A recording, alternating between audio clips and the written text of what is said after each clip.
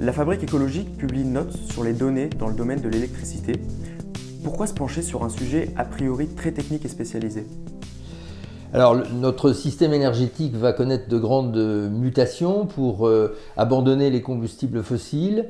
La part de l'électricité va augmenter dans notre consommation finale, passer à plus de 50% d'ici 2050, alors qu'on en est à la moitié aujourd'hui. Donc c'est un changement tout à fait considérable.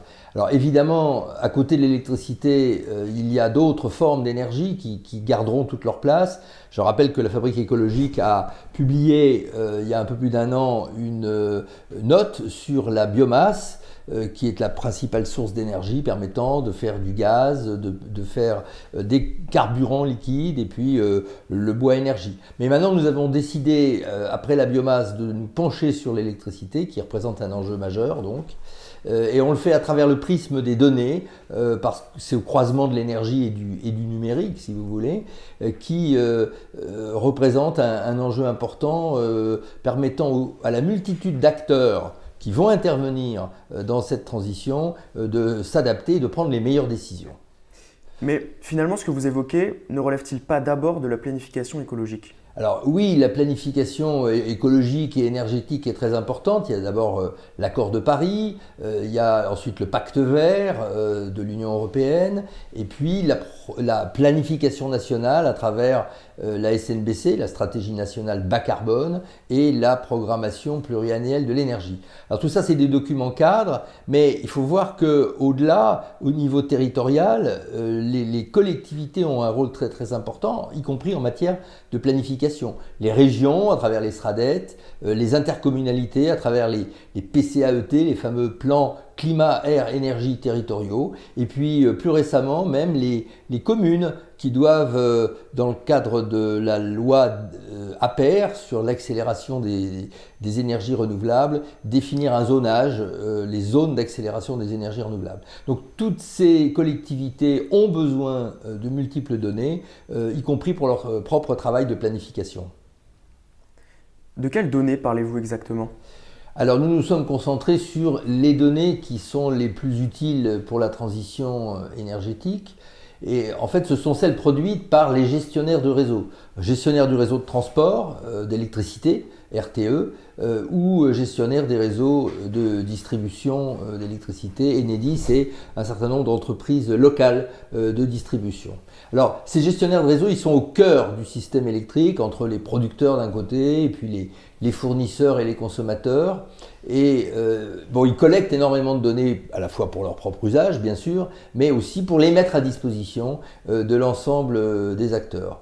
Alors il y a des données dites fermées, c'est-à-dire qui sont réservées à certains des acteurs, et puis il y a des données ouvertes, ce qu'on appelle l'open data, qui sont souvent mises à disposition à travers des plateformes sur Internet, des plateformes souvent mutualisées avec, entre l'ensemble des distributeurs d'électricité, mais aussi parfois de gaz.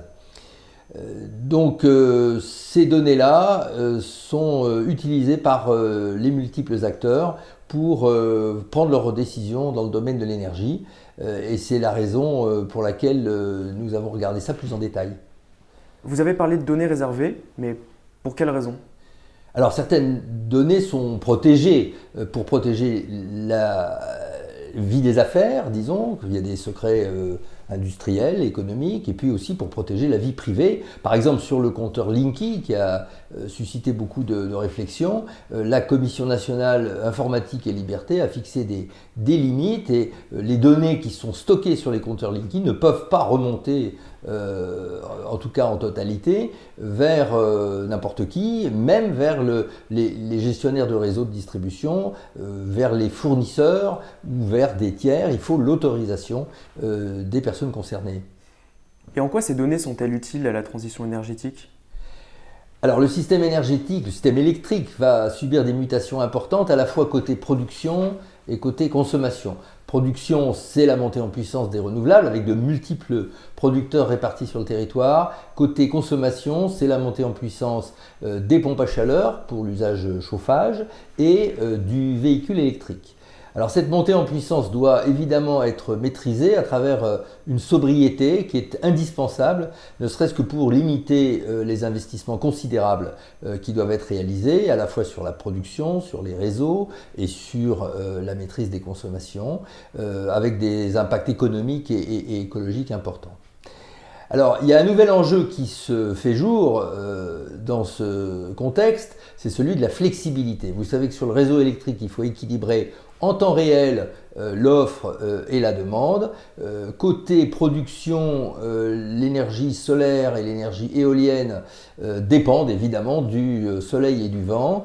Et donc la flexibilité du côté de la consommation va jouer un rôle plus important pour qu'on consomme au moment où on a de l'électricité abondante et décarbonée à travers les renouvelables. Est-ce qu'on pourrait stocker l'électricité ? Alors oui, pour faire correspondre offre et demande, entre les deux, on peut interposer des stockages, mais le stockage, c'est soit limité, soit cher. C'est limité pour les stockages hydrauliques, parce qu'il faut construire des barrages, ou c'est cher pour ce qui concerne le stockage sur les batteries, et c'est très consommateur de métaux en outre.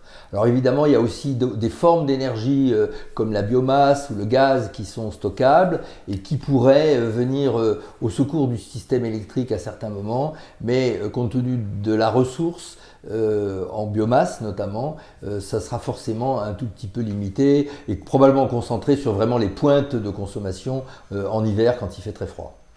Comment les consommateurs peuvent-ils utiliser ces données ?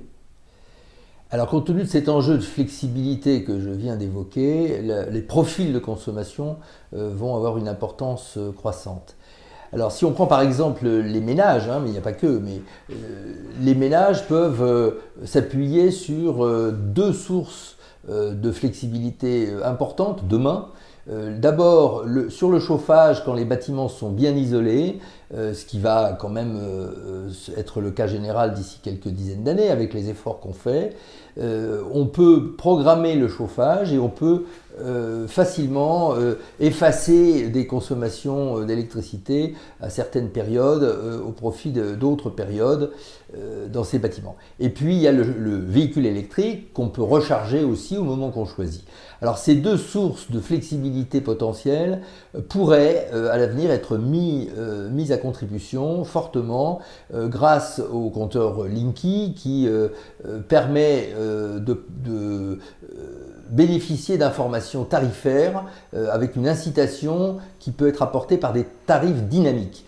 Tarifs dynamiques, c'est des tarifs qui tiennent compte de l'état du réseau électrique. Alors il faut que ces tarifs soient simples, soient compréhensibles pour les consommateurs, et il faut aussi qu'ils soient protecteurs du consommateur, de manière à ce qu'il ne subisse pas des variations de prix ingérables, et qu'au contraire, il puisse bénéficier de la flexibilité qu'il apporterait au système.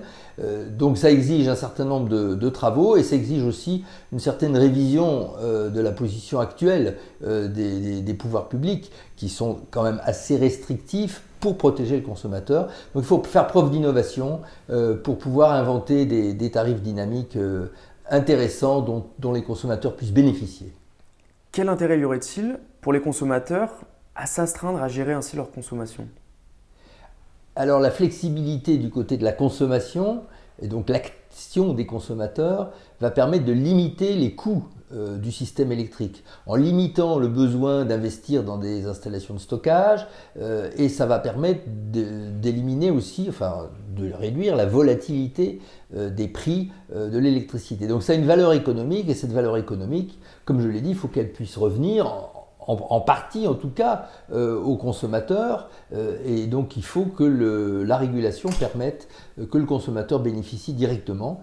S'il fait les efforts de planification de ses consommations sur le véhicule ou sur le chauffage, qu'il bénéficie de cet intérêt.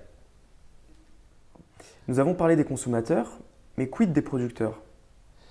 Oui, alors d'abord, il faut rappeler que la distinction entre consommateurs et producteurs s'estompe avec la montée en puissance de l'autoconsommation, et les autoconsommateurs ont tout à fait intérêt à programmer leur consommation comme je l'ai dit tout à l'heure, et c'est encore plus vrai pour eux. Ceci dit, parlons des des producteurs un peu plus importants d'énergie renouvelable qui développent des projets sur le territoire et qui ont besoin de données fiables, de données rapidement disponibles, de données à jour. Et donc là, il y a des plateformes de données qui leur sont destinées. Il y a un certain nombre de propositions qui sont faites pour améliorer ces plateformes qui sont utiles donc à ces producteurs et qui sont utiles également aux collectivités territoriales qui planifient le développement des énergies renouvelables sur leur territoire. Merci beaucoup François Demarque pour ces explications. Oui. Je vous rappelle que la note est disponible sur notre site.